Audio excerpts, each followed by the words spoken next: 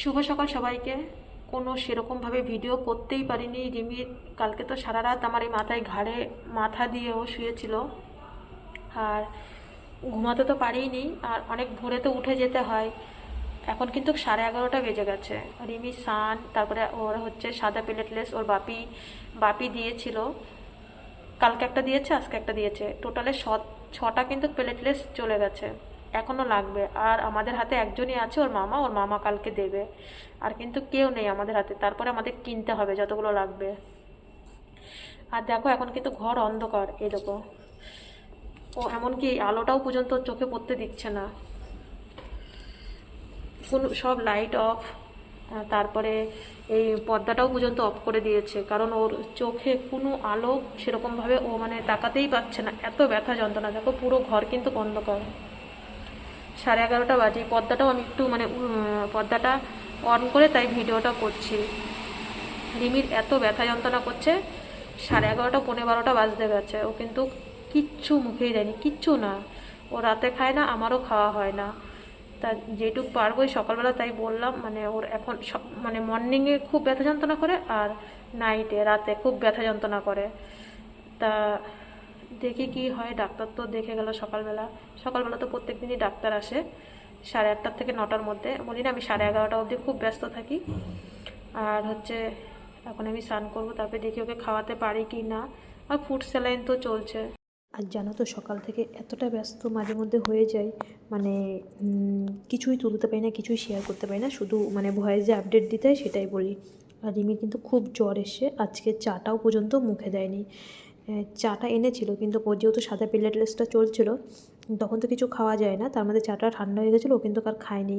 কিন্তু ভাতও নিয়ে এসেছিলো, কিন্তু ভাত তো আর খায়নি, ও কিন্তু এখন ঘুমাচ্ছে। আর তারপরে তোমাদের দাদাভাই ভাত নিয়ে চলে এসছে। আমি বললাম মানু ভাতটা খেয়ে নে, বলছে না এখন খাবো না। দেখো পুরো ঘর কিন্তু পর্দাটাও পর্যন্ত দিয়ে দিই যাতে আলোটা যেন না আসে। এমনকি ও ফোনটাও দেখছে না। ওর বাপির ফোনটা আমি নিয়ে আসি, এমনকি ফোনটাও দেখে না। কিংবা ওর মামার ফোন নিয়ে আসি ফোন। আর আমার ফোনটা তো নেট শেষ হয়ে যায় বেশিক্ষণ। নেট মানে যেহেতু 5GB ফোন, 4GB লেখা ওঠে, তো এর জন্য নেটটা তাড়াতাড়ি শেষ হয়ে যায়। আর পুরো ঘরটা আমি অন্ধকার করে রেখে দিই, তবুও কিন্তু একটু ফর্সা ফর্সা লাগে, কিন্তু মানে তাও অসহ্য মানে ওর এরকম আর কি লাগে। যেহেতু ওই দিকের লাইটটা জ্বলে, বারান্দার লাইটটা, এর জন্য কিন্তু এদিকে আলোটা কিন্তু আসে ঘরের ভিতরে। আর ও কিন্তু কীরকম দিনে একটুখানি ঘুমিয়ে নেয়, আর সারা রাত কিন্তু ঘুমায় না। এটাই তো বাচ্চাদের স্বাভাবিক হওয়ার ব্যাপার, দিনে ঘুমালে রাতে ঘুমায় না। আর যখন প্রায় 3:30 বাজে, তখন একটু জ্বরটা যখন কমলো, 3:30-র দিকে একটু জ্বরটা কমেছে, তখন 98 98-তে চলে এসেছিলো, 97 98 এরকম আপ ডাউন করছিল। আর সেই সকালের ভাত কিন্তু আমি বললাম যেহেতু খায় না, দুপুরবেলা আর ভাত আনতে হবে না, তাই দুপুরবেলা আমি না করে দিলাম ভাত আনার জন্যে। ওই সকালেরটা আমিও কিন্তু খাইনি, আমিও সেই 3:30 অবধি বসে রয়েছি। আমার চাটাও ঠান্ডা হয়ে গেছিলো, যাই হোক আমার চাটা আমি খেয়েছিলাম। আর ঠিক 2 চামচ ভাত নিয়েছি, কিন্তু ওই 2 চামচের থেকে 1 চামচও খাইনি। তোমরা দেখো এরকম মানে একটা 5 মাসের 6 মাসের বাচ্চাও কিন্তু, কি 1 বছরের বাচ্চাও এর থেকে বেশি খায়। ঠিক আমি 2 চামচ ভাত নিয়েছি, ও খায়নি। এবার যেহেতু খায়নি, তারপরে ওই থালাটার মধ্যে আমি অল্প কটা নিয়েছি। আমি কিন্তু আর বাইরে যাই না খেতে, কেননা এইটুক ভাতই আমরা মা মেয়ে খেতে পারি না।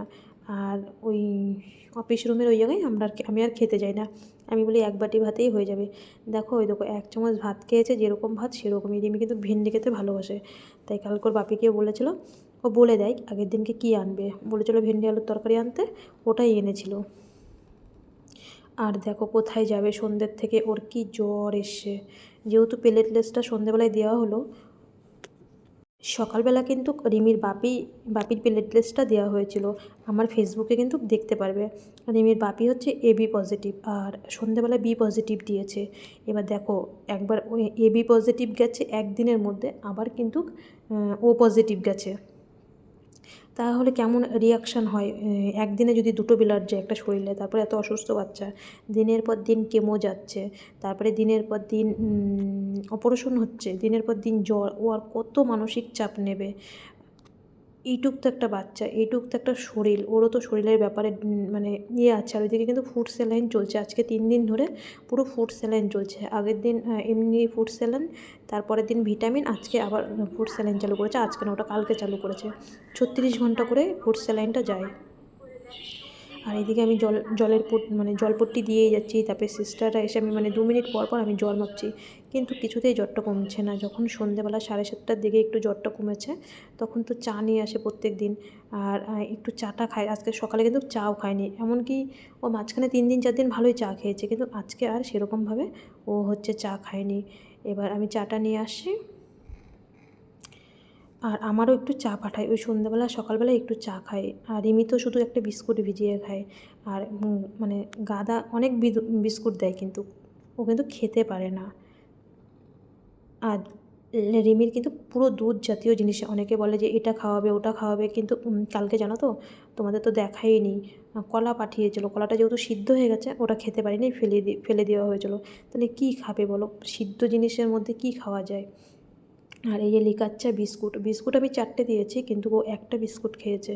এটাই ও রাতের খাবার। আর এইদিকে দেখো সুজি পাঠিয়েছিল, রাতে কিন্তু ভাত পাঠায়নি। সেই সকালে যে ভাত পাঠিয়েছিল ওটাই তো দুপুরে খেয়েছি, আর কিছু খাওয়া হয়নি রাতে।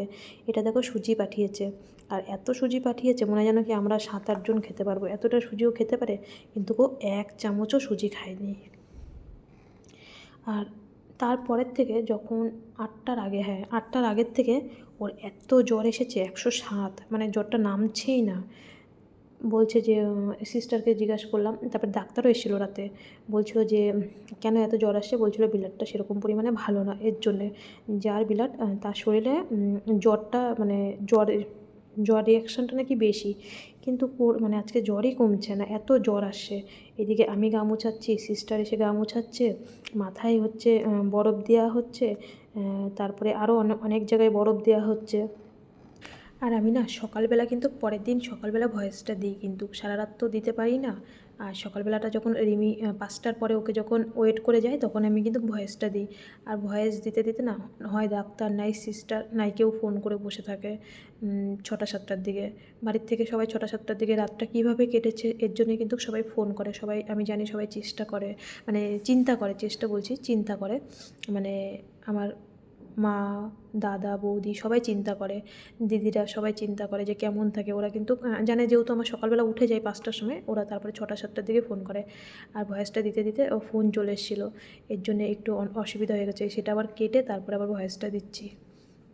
আর এরকমভাবে কিন্তু আমার যেন না সারা রাত কিন্তু এইভাবে বসে থাকতে হয়।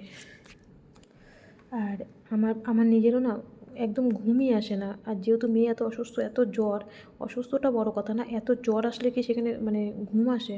ঘুম তো একদমই আসে না, কেন কি জানি, দিনেও ঘুম আসে না। যখন রিমি দিনে ঘুমায় তখন সবাই বলে কি তুইও একটু ঘুমিয়ে নে, তুইও একটু বিশ্রাম কর, কিন্তু ঘুম আর আমার আসে না চোখে, কেন জানি না।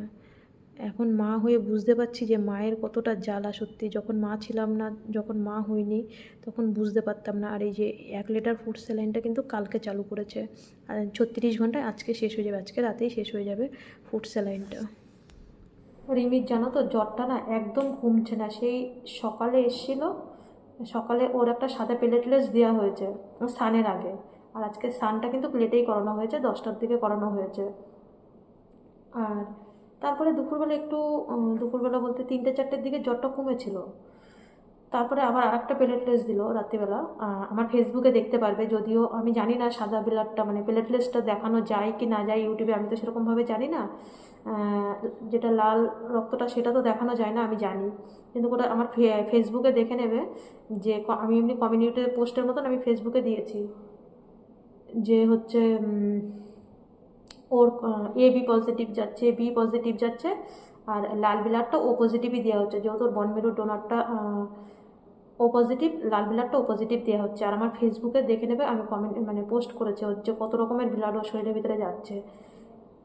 সকালে দিয়েছে ওর বাপিরটা বি পজিটিভ, বিকালে দিয়েছে বি পজিটিভ, তার তো এবার একটা রিয়াকশান আছে।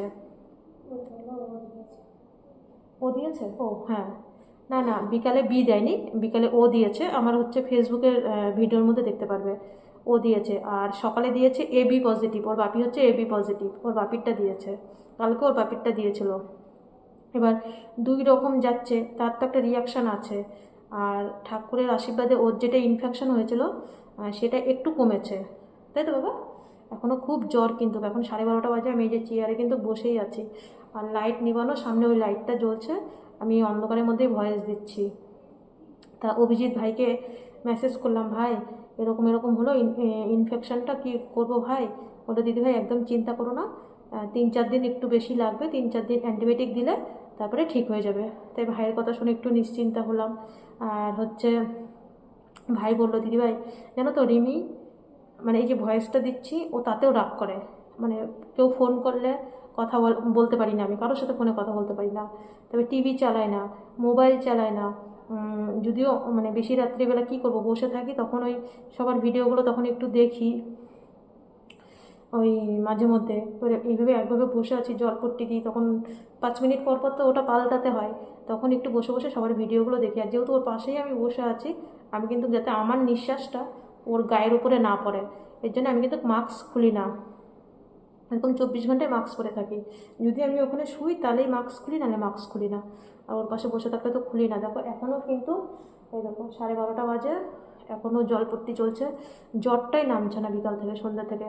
সন্ধ্যে যে ও পজিটিভ প্লেটলেটসটা দেওয়ার পরের থেকে জ্বরই নামছে না। কালকে আবার ভাইকে সকালবেলা জিজ্ঞাসা করবো যে ভাই এরকম কেন হচ্ছে, ভাই তো বলবে। আর রিমির আজকে ডাক্তার এসেছিলো, তোমাদের তো রিমির ডাক্তারের সম্বন্ধে তো পরে বলবো। রিমির ডাক্তার এই আজকে বিএমডি রুমে 21 দিন, আজকেই আসলো রিমির ডাক্তার। আর এমনি তো প্রত্যেকদিন সকালবেলা প্রফেসর আসে, আমাদের যে হিমাটোলজিতে যে প্রফেসর আসে।